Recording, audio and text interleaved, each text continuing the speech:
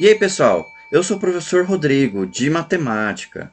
Hoje vamos começar uma sequência de vídeos com orientações para o material disponibilizado pela Secretaria de Educação de Mato Grosso. Então vamos lá. Vocês podem acessar esse material diretamente no site aprendizagemconectada.mt.gov.br, o link que está aqui na descrição.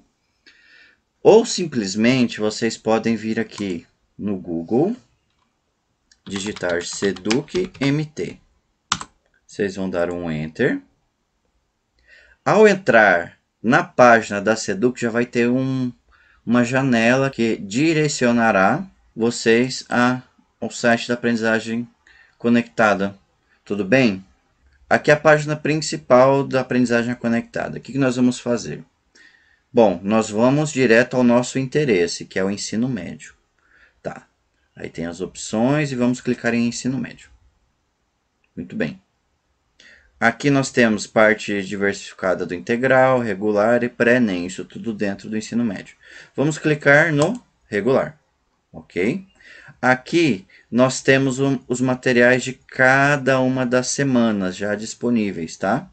Então, vocês vão na semana de interesse, ok? Vamos acessar o conteúdo e nós temos um material apostilado, uma tarefa complementar e a tarefa semanal. Nós vamos dar foco aqui nos vídeos no material apostilado e na tarefa semanal, porque é o fundamental que vocês precisam, tá? A tarefa complementar é ideal que se faça assim, porque tudo que vocês fazem é aprendizado. Tudo bem? Então vamos lá. Clicando no material apostilado, vocês vão escolher uma das disciplinas de cada um dos anos recorrentes do ensino médio, primeiro ano, segundo ano ou terceiro ano. Tarefa complementar é a tarefa semanal. Temos atividades, primeiro, terceiro, segundo ano, não está certinho na ordem, mas estão todos aqui. Tudo bem? Então, vamos lá. Bom, este é o material do primeiro ano do ensino médio regular. Vamos lá. Temos aqui material de atividade escolar. Temos um arquivo, um PDF de 11 páginas. Ok. Aqui temos uma apresentação, as referências, texto, a matemática do novo coronavírus. O coronavírus que provoca a Covid-19 pode ser transmitido de uma pessoa para outra. A transmissão pode ocorrer através de gotículas de saliva ou muco expedidas pela boca ou narinas, quando uma pessoa infectada tosse ou espirra. Essas gotículas pousam em objetos e superfícies ao redor da pessoa. Outras pessoas pegam Covid-19 tocando esses objetos ou superfícies e depois tocando nos olhos, nariz ou boca. A transmissão também pode ocorrer através de partículas virais transferidas ao apertar as mãos ou compartilhar um objeto, como por exemplo, beber no mesmo copo que o portador do vírus tem usado. De acordo com a Organização Mundial da Saúde, OMS, devem-se manter uma distância de pelo menos 1 metro da pessoa com sintomas evidentes. Algumas medidas, tais como quarentenas e restrições de viagens, atualmente em vigor em muitos países, também se destinam a ajudar a quebrar a cadeia de transmissão. As autoridades de saúde pública estão recomendando outras abordagens para pessoas expostas ao vírus, incluindo isolamento em casa e monitoramento de sintomas por um período de tempo, geralmente 14 dias, dependendo do nível do risco de exposição. São diversos fatores diferenciais importantes em uma pandemia como a que estamos atravessando. Do achatamento da curva do gráfico 1, as medidas de idade e outros fatores. Cada elemento pode ser medido por gráficos, e principalmente a comparação com o que outros países já enfrentaram com a pandemia, para tentarmos prever o futuro, para podermos também nos prevenir. Temos as fontes do texto. O gráfico 1 ilustra como retardar o pico da epidemia. Vamos lá. Essa primeira curva mais aguda, ela indica que são os contágios sem medidas de controle, sem o cuidado excessivo de lavar as mãos, sem o controle de quarentena, sem nem nada, sem nada. Como se a vida fluísse normalmente. Tudo bem? Aí, essa linha pontilhada indica a capacidade do sistema de saúde. Ou seja, sem controle nenhum, o sistema de saúde não suporta. Em lugar nenhum. Tudo bem? Com as medidas de controle de saúde, segundo a OMS, essa curva é achatada e ela tende a ficar abaixo dessa capacidade oferecida pelo sistema de saúde. Ela tende, né? Então, ou seja, tudo que tiver acima dessa linha pontilhada, registrado o número de mortes pela Covid-19. Tudo bem? Aqui as fontes do gráfico. E mais um textinho, vamos lá. A necessidade de achatar a curva, representada no gráfico acima, indicava o impacto que o acúmulo de casos da doença em um curto espaço de tempo pode provocar sobre o sistema de saúde brasileiro. De acordo com o boletim do Ministério da Saúde, o Brasil registrou até o dia 6 de abril de 2020 12.056 casos confirmados de Covid-19 e 553 óbitos, com taxa de letalidade de 4,6. Esses dados são até dia 6 de abril.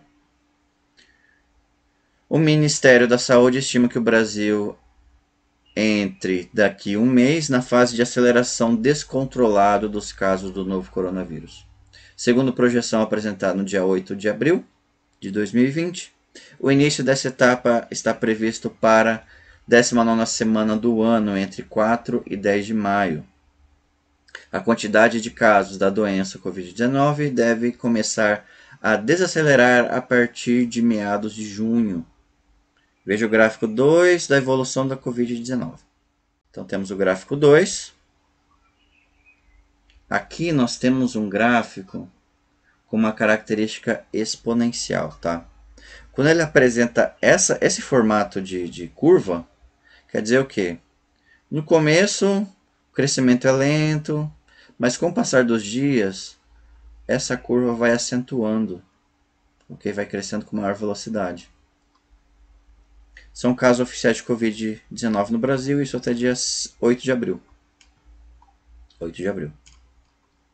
Tudo bem? Atividade 1. O isolamento social é uma das medidas tomadas para evitar a propagação rápida do Covid-19. Você acredita que essa medida preventiva terá eficácia aqui no Brasil? E em Mato Grosso, a curva poderá ser achatada? Como está a propagação do vírus em Mato Grosso? Diariamente, os jornais anunciam que o crescimento do novo coronavírus é exponencial. Pesquise em livros didáticos da internet outros exemplos de crescimento exponencial para o estudo de bactérias e vírus. Muito bem. O crescimento e as mudanças na transmissão do vírus também podem ser ilustrados em um quadro simples e direto, comparando países como o próprio Brasil. Muito bem. O quadro 1, dados dos casos de coronavírus de alguns países. Ok. Nós temos na primeira coluna os países: Estados Unidos, Espanha, Itália, França, Alemanha, China, Irã, Turquia. Bélgica, Canadá, Brasil, Áustria, Portugal, Israel e Rússia. Esses são os países presentes nesse quadro. Total de casos de cada país, novos casos, total de mortos e novas mortes. Total de recuperados e casos ativos. Muito bem. Então, essas novas mortes é o crescimento com relação ao dado anterior. Tudo bem? Esse quadro, essa coluna que está em vermelho. Para fechar essa atividade 1, são respostas de cunho pessoal. Aqui vocês vão fazer uma breve pesquisa, pode fazer uma rápida pesquisa na internet mesmo, não tem problema nenhum. Mas fica na sequência que a atividade tem um exemplo bem claro de função exponencial. Atividade 2. Se você tem acesso à internet, acesse o link World Matters e veja os dados atualizados com a situação atual da pandemia no mundo. Caso não tenha acesso, analise os dados do quadro 1, que é o quadro anterior. O que você observou? De acordo com os dados disponibilizados no quadro 1, o Brasil apresentou no dia 8 de 4 de 2020 699 casos de mortes. Qual a taxa de mortalidade considerando o número total de casos no Brasil? Expresse os dados na forma de fração e em porcentagem. Tudo bem? Então, essa atividade 2, ela segue um roteiro. Primeiro, vocês vão... Ele está falando assim, vocês vão se orientar pelo quadro 1, caso vocês não tenham acesso ao link. Que tá justamente, é só clicar aqui, ó. World Matters. O que você observou? O que você observa ao abrir esse link ou ao ver o quadro anterior? Isso tudo é relatado, tá, gente? Vocês vão relatar de acordo com a percepção de vocês. Essas respostas das atividades da apostila têm um caráter muito pessoal, tá bom? Algumas continhas têm também. De acordo com os dados disponibilizados no quadro 1, o Brasil apresentou no dia 8 de 4 de 2020 699 casos de mortes. Qual a taxa de mortalidade, considerando o número total de casos no Brasil? Expresse os dados em forma de fração e em porcentagem. O que vocês vão fazer? Qual que é a taxa de mortalidade? Pega o total de mortos, 699, e divide pela quantidade de casos da Covid-19. Tudo bem? Total de mortos divide pelo número de casos. Essa é a taxa de mortalidade. Tá? Pediu em duas representações, fração e porcentagem. Vocês vão deixar a fraçãozinha, simplificar sempre que possível, tá? E a porcentagem disso. Então vamos ao rascunho. Vamos representar assim. A taxa de mortalidade será o número de mortos dividido pelo número de casos. A taxa de mortalidade vai ser representada pela letra T. Tá? Pode representar qualquer letra, na verdade. Tá? Mas por uma letra qualquer. Essa T de taxa. Tá? Número de mortos. Nós vamos nos guiar pelo quadro 1. Então vamos representar T como taxa de mortalidade. Pegar o número de mortes e dividir o número de casos. Tudo bem? Então vamos lá. O exercício, a atividade informou que deu 699 casos de morte. Vamos pegar essa informação. Ok? Isso de acordo até o dia 8 do 4. Bem, 8 de abril. Qual é a taxa de mortalidade? Vamos lá. Precisamos pegar o número total de casos. Tudo bem? Total de casos. Vamos pegar o total de casos no Brasil. O total de casos no Brasil é 14.034.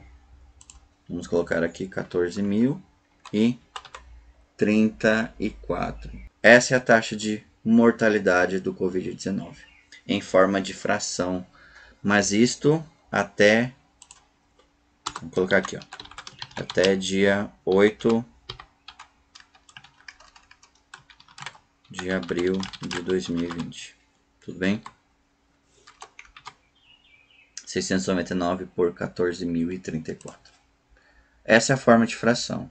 Sempre simplificar quando possível, ok? 699 por 14.034, ambos os números são divisíveis por quanto? Por quanto? Se você respondeu número 3, você acertou. 699 por 3, vamos simplificar isso aqui. T será 699 por 3, Vamos usar a calculadora? Para a gente ter... 699 por 3 é 233, né? Dividindo tudo. Mas vamos conferir na calculadora. Abrindo a calculadora. Ok. 699 dividido por 3. 233. Muito bem. 14.034 dividido por 3. 14.034 dividido por 3. Tá, mas como é que eu sei que esses dois números dividem por 3? Ah, o de cima divide por 3 porque é ímpar. Não necessariamente. Divide por 3, ambos os números dividem por 3 quando a soma de seus algarismos der 3, 6 ou 9, esse número será divisível por 3. Como assim? Olha só. 699. Soma os dígitos. 6 mais 9, 15. Mais 9, 24. 2 mais 4, 6. Deu 3, 6 ou 9, então divide por 3. Tudo bem? Olha só. 1, 4, 3, 4. 1 mais 4, 5. Mais 3, 8. Mais 4, 12. 1 mais 2, 3.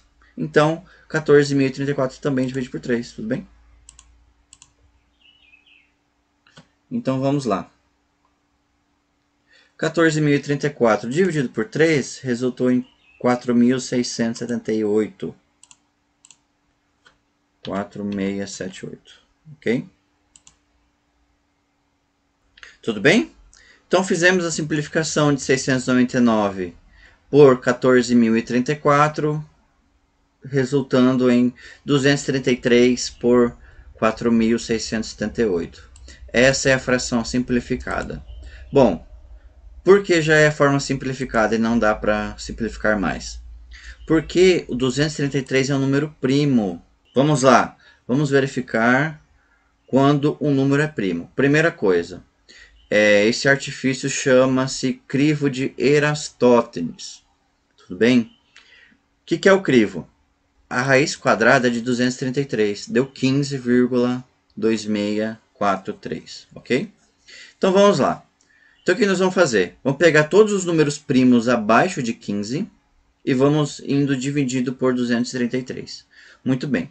Pega 233. Por 2 não dá divisão, porque divisão por 2 só apenas números pares da divisão exata. Por 3 não dá. Por que não dá por 3? Porque 2 mais 3 é 5, mais 3 é 8. Não dá 3, 6 ou 9. Então 233 não divide por 3. Não divide por 5 por quê? Não termina em 0 e não termina em 5. Tudo bem? Então o próximo número é o 7. O próximo número primo é o 7. 233 dividido por 7, 33,28. Esse número tem que dar exato. Não deu. Ok. Vamos pegar o 233 e dividir pelo próximo primo. Depois do 7 vem o 11. Dividido por 11 dá 21,18181818. Também não é divisível por 11. Vamos dividir pelo último número abaixo de 15. O último número primo abaixo de 15. 233 dividido por 13. Também não deu exato. Portanto, 233 é um número primo. Tudo bem? Então, olha só. Essa é a taxa de mortalidade em sua forma de fração. Ok? Tudo bem? Pediu em forma de porcentagem, né? O que nós vamos fazer? Vamos pegar e vamos fazer essa divisão. 233 dividido por 4.678 igual 0,049, ok. Essa é a taxa percentual, tá? Então a taxa é 0,04980. 4980, ok. Por que eu estou pegando vários números após a vírgula? Porque esse número nós vamos multiplicar por 100. Tudo bem? Multiplicou por 100 esse número, o que vai acontecer? A vírgula vai andar duas casas, vai vir 4,9. Tá? Então, essa taxa percentual será igual a 4,98%, né? Vamos deixar aqui o porcento. Então, essa taxa é de 4,98%. Tudo bem? Aproximadamente.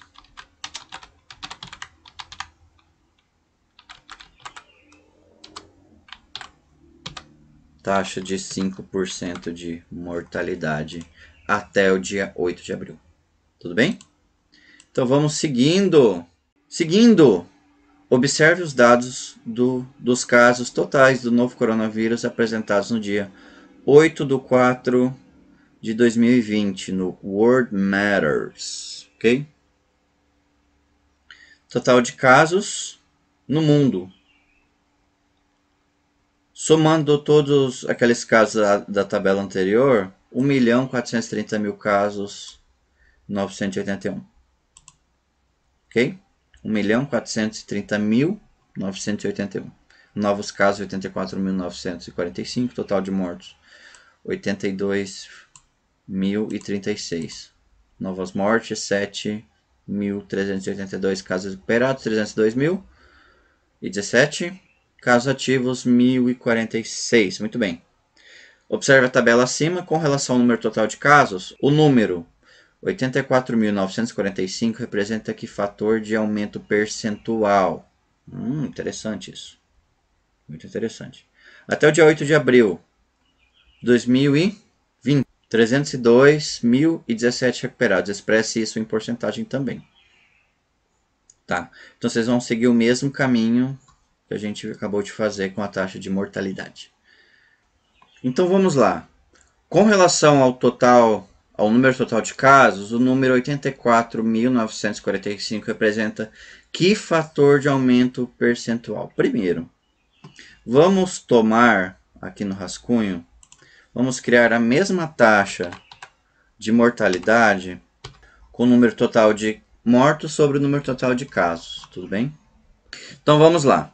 O total de casos é 1.430.000 e o total de mortos é 82.036. Muito bem. Vamos voltar ao nosso rascunho. Colocar 82.036 mortos sobre o total de casos 1.430.961. 961. Então vamos lá. O total de mortos é 82.036 e o total de casos 1.430.981. Tá. Vamos calcular a taxa percentual novamente. Tudo bem? Simplesmente agora nós vamos dividir esses valores. Dividiu esses valores, ó, 82.036 dividido por 1.430.981 casos, temos a taxa de 0,0573. Multiplicando isso por 100, temos 5,73%. 5,73%, ok? Agora o que nós vamos fazer? Essa situação 1. Essa é a taxa, vamos dizer, atual. Com os novos casos, o que nós vamos fazer? Nós vamos pegar a mesma expressão, ok? Só que agora nós vamos somar. Somou 84.945 casos. Somando novos casos, 84.945 casos. É isso? Isso. Só que esse número adicional de casos gerou mais 7.332 mortes. Então vamos lá. Mais 7.000. Quanto? 382, né? 382 mortes. Muito bem. Então agora nós vamos fazer primeiro essa soma. Vamos somar. Vou botar um pouquinho mais para cima, né? Acho que posso. Deixa eu ver. E aparece a calculadora mais bonitinha, né? Tá. 82.036 mais 7.382. 89.418 mortes. 89.418 mortes. Dividido por... Vamos somar as quantias de baixo. 1.430.981 mais 84.945 casos, né?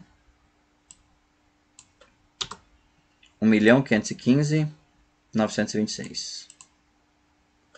1.515.496. 420. 1.515.926. 926. Muito bem. Então, essa é a nova taxa com esses novos dados, ok? Então, vamos lá. Mesmo procedimento. Vamos dividir. 89418 dividido por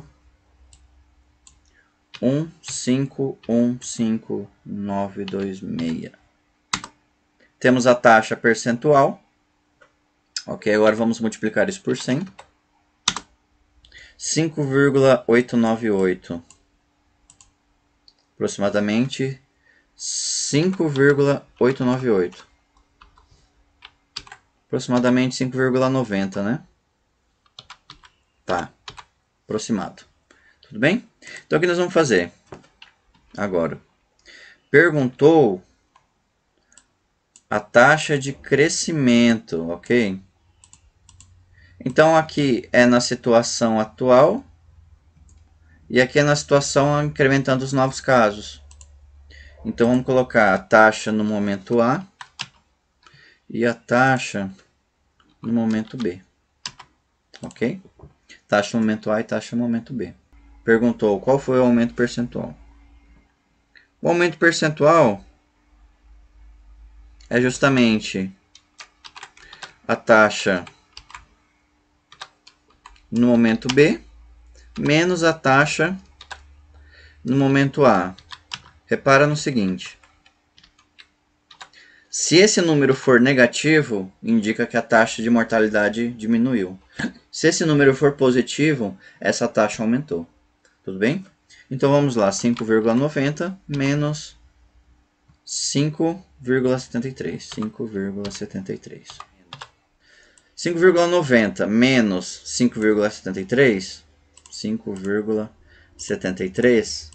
Temos 0,17. Não 0,27, 0,17. Esse foi o aumento percentual na taxa de mortalidade. Ok? Tá bom? Taxa no momento A, no momento B. E o aumento registrado foi de 0,17%. Uma simulação, matemática em ação. No dia 21 de fevereiro, desembarcava no Brasil, mais especificamente na cidade de São Paulo, um homem de 61 anos que tinha ido trabalhar na Itália. Após apresentar os sintomas do novo coronavírus, febre, dor de garganta, coriza e tosse, dirigiu-se ao hospital onde foi confirmado por meio de testes o primeiro caso de doença no país. A partir disso, muitas pesquisas foram desenvolvidas a respeito do vírus, como o tipo de vírus, DNA ou RNA, sintomas, prevenções, tratamentos, vacinas e sua forma de transmissão. Muitos especialistas disseram que, pelo fato de ser um novo vírus, nenhuma pessoa no planeta possui anticorpos contra ele, sendo de 100% a chance de transmissão sem que haja nenhum tipo de prevenção. Como o vírus assemelha-se muito ao vírus da influenza, também conhecido como gripe, sua transmissão se dá através de vias aéreas, de maneira bastante difícil de ser contida, uma vez que não é possível identificar o vírus no ar ou em qualquer superfície. Suponhamos que uma pessoa infectada transmite o vírus para 2 a 3 pessoas em média. O tempo de incubação do vírus é em média 5 a 6 dias, podendo chegar até 14 dias. Essas são apenas estipulações grosseiras a fim de contextualizar como se dá o crescimento dos casos do novo coronavírus. Algumas matérias dizem que não necessariamente uma pessoa infectada irá transmitir o vírus para 2 ou 3 pessoas. Isso varia de ser humano para ser humano. Da mesma forma que o tempo de incubação do vírus, o objetivo aqui é contextualizá-los a respeito deste tema, quando um profissional da área de saúde cita distribuição exponencial, conceito matemático. Vamos agora fazer 2 simulações para o caso do novo coronavírus. Vamos considerar, primeiramente, o cenário em que uma pessoa infectada consegue infectar outras 2 pessoas sadias. Para o segundo caso, vamos estipular que uma pessoa infectada consegue transmitir o vírus para outras 3 pessoas sadias. A primeira transmite para 2 e a segunda transmite para 3. Quanto ao tempo em dias, os tempos T de 6 dias, casos mais reais, e 14 dias, pior caso possível, de transmissão. Então, a atividade 3 é a seguinte. Com base nesses dados, preencha a tabela seguinte e deduza de forma matemática para os casos de transmissão em N dias. Muito bem. Então, olha só, dia 1º, 2º, 3º, 4º, 5º, 6º, 7º, 8º, 9º, 10º, 11º, 12º, 13º, 15º, 14º e N dias, ok? O que vocês vão fazer? Vocês vão preencher essa tabela, tá? Ó, uma pessoa que transmite para 2. No primeiro dia vai transmitir para 2, vai transmitir para 4, no segundo dia para 8, no terceiro. Então, está seguindo uma sequência lógica aqui. A pessoa que transmite para 3 pessoas, está transmitindo para 3, para 9, para 27. Está aumentando exponencialmente esse número. Então, vamos lá. No primeiro dia, a pessoa que contamina 2 pessoas contaminará outras 2 pessoas. No segundo dia, contaminará 4 pessoas. No terceiro, 8 pessoas. No quarto, 16 pessoas. No quinto, 32. O que eu estou fazendo aqui? A cada dia vai contaminar o dobro de pessoas. Tá? Então, por quê? No primeiro dia, uma pessoa contamina 2. No segundo, cada uma dessas 2 pessoas contamina mais 2. Então, teremos mais 4 contaminações. No terceiro dia, essas 4, cada uma delas contamina mais 2. Então, teremos 8 contaminações. E assim sucessivamente. Então, o que vai acontecendo? A gente vai dobrando os casos de contaminação. Então, no primeiro 2, no segundo 4, no terceiro 8, no quarto 16, no quinto 32, no sexto 64 casos, no sétimo 128, no oitavo 256, no nono 512, no 10º dia 1024 casos, no 11º 2048, no 12º 4.096. Eu vou parando por aqui, tá? Mas qual que é a expressão que representa essa forma de contagem? Vamos pensar assim, ó. Vamos pensar em potência de base 2. No primeiro dia nós temos 2 elevado a 1. No segundo dia nós temos 2 elevado a 2, que é 4, né?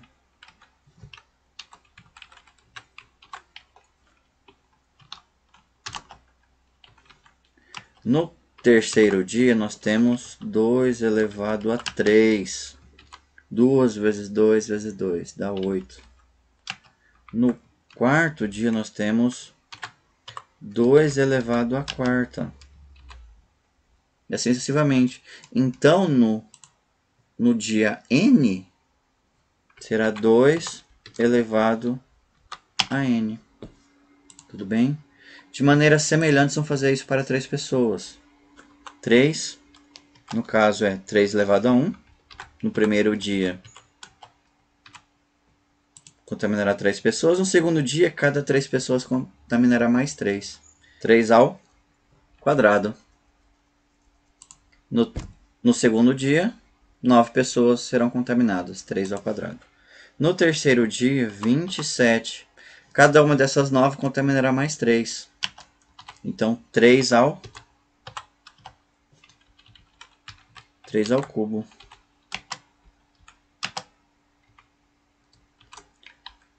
Dessas 27, contaminará cada uma delas mais 3.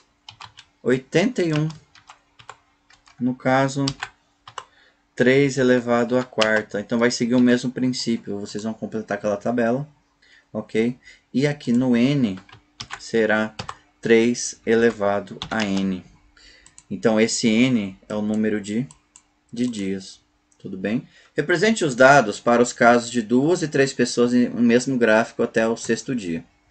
Se tiver acesso, pode elaborar o gráfico utilizando o Excel. Tá? Vocês vão completar as 2 tabelas e fazer um gráfico. O que você observou?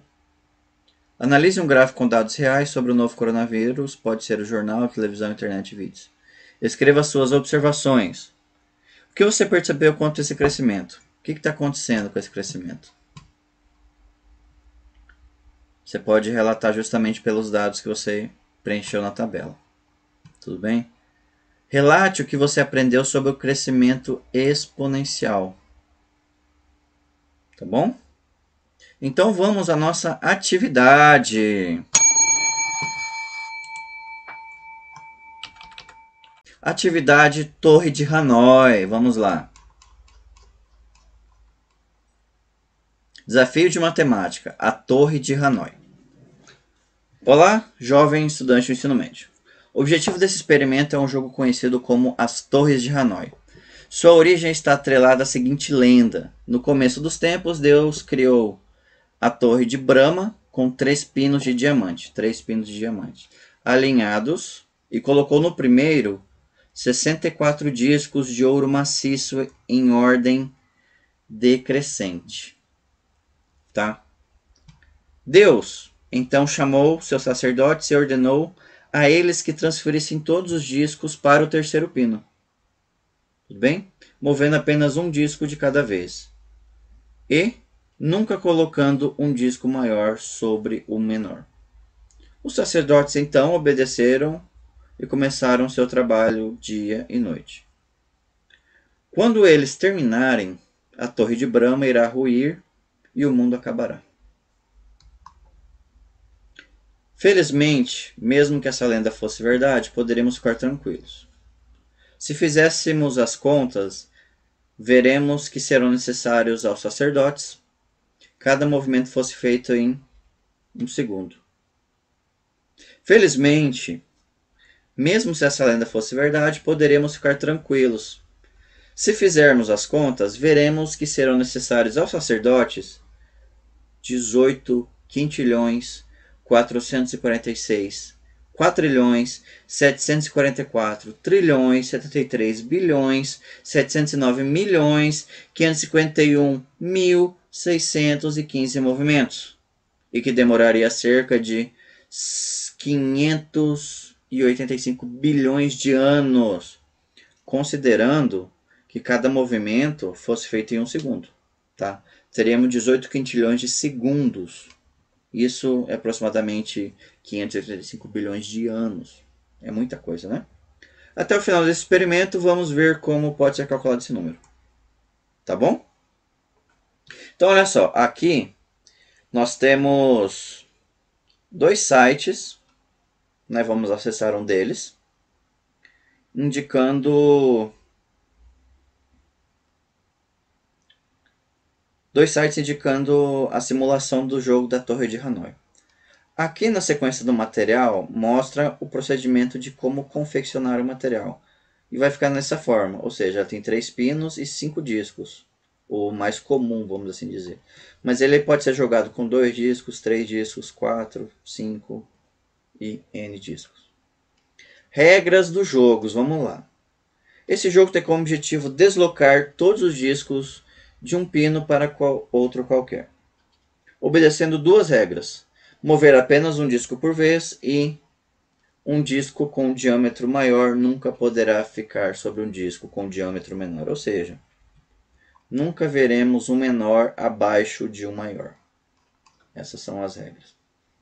Tente jogar com 1, 2, 3 discos. Você acha que é possível predizer qual será o número menor de movimentos necessários para transferir os discos do primeiro para o último pino? Se sim, quantos movimentos você acha que serão suficientes para uma torre com 10 discos? Chamando de N o número de discos, a partida de J, o menor número de movimentos feitos para vencê-la. Tente preencher a tabela 1. Ok. Tem a tabela 1 com 1, 2, 3, 4, 5 discos, tá bom? Vocês vão colocar o número de jogadas. Para mover um disco, apenas um movimento, né? Para mover 2, vamos abrir. Então, um dos links apresentados no material é esse aqui, Clube de Matemática da UBMAP. Tem a apresentação do jogo, o que a gente fez no link, no texto anterior. Tem o jogo e as instruções para jogar, ok. Aqui nós vamos começar com 2 discos. Aqui está dizendo que a quantidade mínima de movimentos é 3. Por quê? Ora, se eu quero mover no primeiro pino para o terceiro, eu vou precisar tirar o primeiro e movimentos perfeitos, quantidade mínima de movimentos. Ok? Vamos aumentar agora para 3 discos. Está informando que a quantidade mínima de movimentos é 7.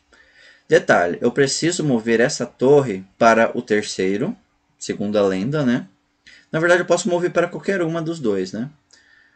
Mas, se o número de discos é ímpar, o primeiro disco tem que ir sempre no local de origem, no local.